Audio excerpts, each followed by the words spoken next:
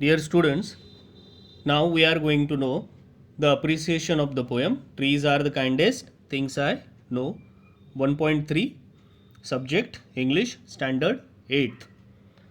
The title of the poem is Trees Are the Kindest Things I Know.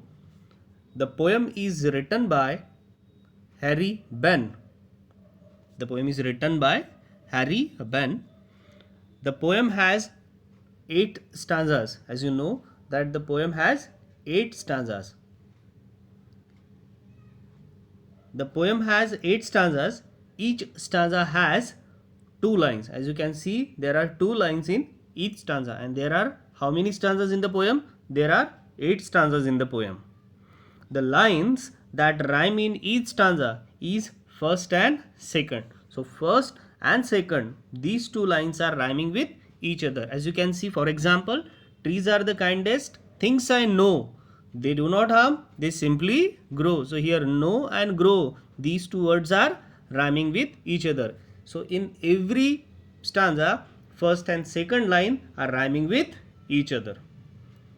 The poet compares trees with things he knows. So here the poet is comparing the trees with the things he actually knows, which he actually experiences.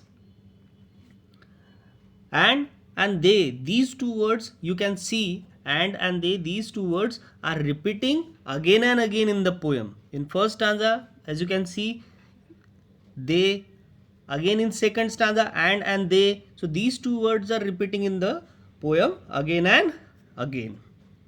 The line I shall always remember means what? The line which is very important in the poem is trees are the kindest things I know.